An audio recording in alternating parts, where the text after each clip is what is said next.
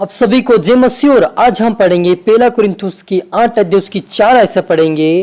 अतः मूर्तियों के सामने बलि की वस्तु के खाने के विषय में हम जानते हैं कि मूर्ति जगत में कोई वस्तु नहीं और एक को छोड़ और कोई परमेश्वर नहीं।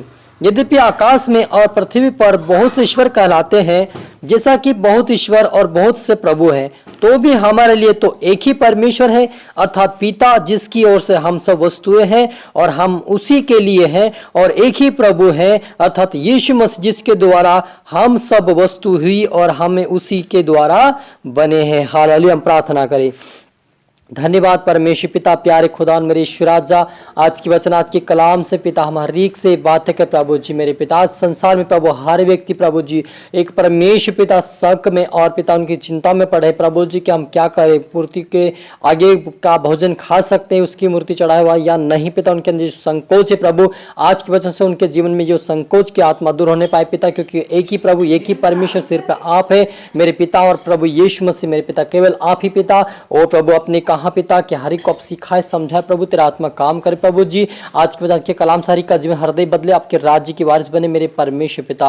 और प्रभु तो एक ही परमेश्वर पिता, उस बात को हर व्यक्ति जाने समझे और आपके राज्य के वारिस बने सहानी दे मेरे परमेश्वर पिता। प्रार्थना सुना, आशीष किया, धन्यवाद। ये प्रार्थना दुआ यीशु तेरे मीठे मधुर नाम से मांगते हैं, आमीन।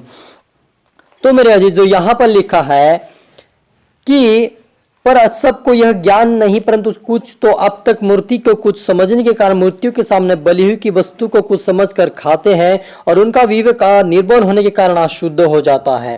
हालेलुया। मेरे अजीजों, बहुत सारे लोग आज सवाल उठाते कि हम मूर्ति के आगे चढ़ा भोजन खा सकते या नहीं खा सकते। तो उनके लिए प्रभु कहता है, मूर्तियों के सामने बलि की वस्तु के खाने के विषय में कहता है कि हम जानते हैं कि मूर्ति जगत में कोई वस्तु नहीं और एक छोड़ और कोई परमेश्वर नहीं। यद्यपि आकाश में पृथ्वी पर बहुत से ईश्वर कहलाते हैं, जैसा कि बहुत ईश्वर और बहुत से प्रभु हैं, जैसा कि बहुत से ईश्वर और बहुत प्रभु है ना, तो भी हमारे लिए तो एक ही परमेश्वर है। हालेलुया। मेरे अजीजों, यहाँ पर लिखा कि पर सब यह ज्ञान नहीं कि परंतु कुछ अब तक मूर्ति के आगे चढ़ा भोजन खाते हैं और वो क्या होता है, उनका विवेक अशुद्ध हो जाता है। हालेलुया। तो आप और मुझे मेरे अजीज जो अशुद्ध भोजन नहीं खाना है, क्योंकि परमेश्वर सिर्फ एक ही वो परमेश्वर जीवित है और उसकी कोई मूर्ति नहीं है। वो किसी से नहीं चाहता कि मुझे कोई बलि चढ़ाए या मुझे कुछ भोजन चढ़ाए या कुछ फल चढ़ाए, वो नहीं चाहता, लेकिन वो चाहता कि हम खुद खाए, क्योंकि परमेश्वर ने रचा है, सारे सृष्टि को बनाया ताकि हम उसको हमारे उपयोग में ले, चाहे फल फ्रूट जो भी हो, हम उसको परमेश्वर ने हमारे लिए खाने के लिए बनाया, उसको किसी और को चढ़ाने के लिए नहीं बनाया है। और कहता है कि तुम अशुद्ध भोजन खाकर क्या करते हो, अशुद्ध हो जाते हो। भोजन हमें परमेश्वर के निकट नहीं पहुंचाता है। यदि हम ना खाए तो भी हमारी कुछ हानि नहीं, और यदि खाए तो भी हमें कुछ लाभ नहीं, परंतु सावधान रहे, ऐसा ना हो कि तुम्हारी यह स्वतंत्रता किसी निर्बल के कारण, ठोकर के कारण ना हो जाए। हालेलुया। परमेश्वर क्या कहता है, तुम चाहे मूर्ति के आगे चढ़ा हुआ भोजन खा सकते हो या नहीं खाओ, तुम्हारे लिए कोई भी फायदा नहीं है। यदि खाओ तो कुछ हानि नहीं, और यदि नहीं खाओ तो कुछ लाभ नहीं है ना। हम खाए तब भी लाभ नहीं और खाए तब भी कुछ हानि नहीं है। लेकिन कहता है कि तुम्हारे कारण कोई निर्बल व्यक्ति या कोई नया विश्वासी ठोकर का कारण ना बने।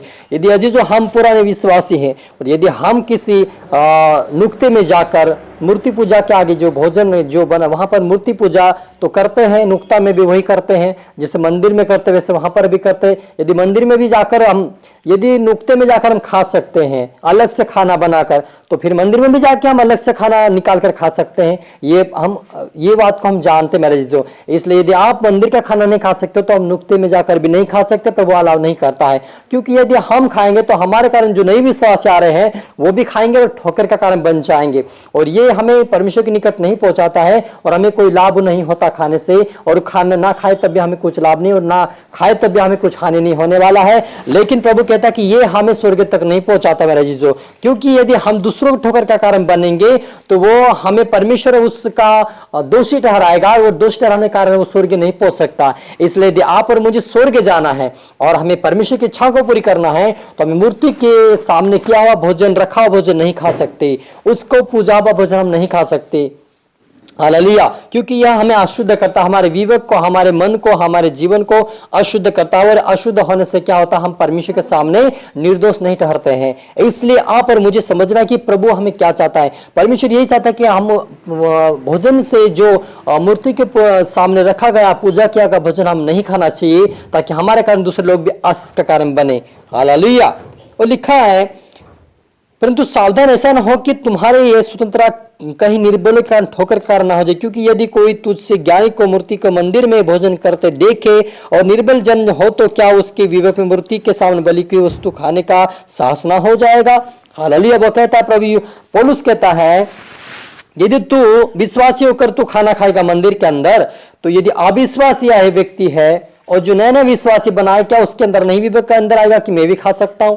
यदि मेरे अजीजों हमारे कारण को ठोकर खाता है तो हमें नहीं खाना चाहिए, क्योंकि परमेश्वर ने साफ साफ मना किया है कि यदि तुम खाओ, है ना, क्या बोला है, यदि तुम खाते हो तो उससे कुछ हानि नहीं, और ना नहीं खाओ तो उससे कुछ लाभ नहीं होगा, लेकिन तुम्हारे कारण को अशुद्ध नहीं होना चाहिए। यानी यदि हम दूसरों के लिए ठोकर कारण बन रहे हैं, तो हम कहीं ना कहीं दूसरों के लिए नहीं विश्वास आशीष का कारण नहीं, लेकिन ठोकर का कारण, रुकावट बन रहे हैं। इसलिए आप पर मुझे रुकावट, ठोकर कारण नहीं बनना है, और हमें ये मूर्ति का सामने किया भोजन हमें नहीं खाना चाहिए। यदि आप सवाल उठाएंगे, बहुत सारे उठाते हैं, यदि हम मूर्ति के या नुक्ते में नहीं खाएंगे तो फिर दुकान में भी चलता है। तो हम, मेरे अजीज, दुकान में हमारे अंदर वो विवेक के अंदर सोच विचार नहीं आते कि ये पूर्ति किया हुआ है या नहीं किया हुआ, हमारे अंदर विचार नहीं आते। लेकिन जब मंदिर में जाते तो हमारे अंदर विचार आता कि यार ये तो मंदिर के सामने आ गए। यदि हम जाएंगे कुछ नुक्ते में तो बोलेंगे यार तो सभी को पूछते, यार सभी अड़ा बुढ़ा जो मरे हुए लोगों को सभी को पूछते, तो ये भी हमारे से कहा गया। इसलिए क्योंकि तुम्हारे विवेक के अंदर अगर संकोच है तो संकोच के कारण तू ना खाए।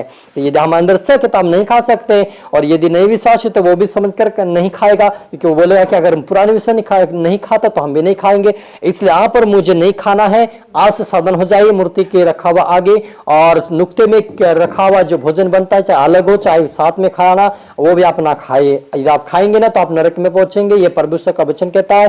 और आए हम प्रार्थना करता है कि हम इससे बचे रहें।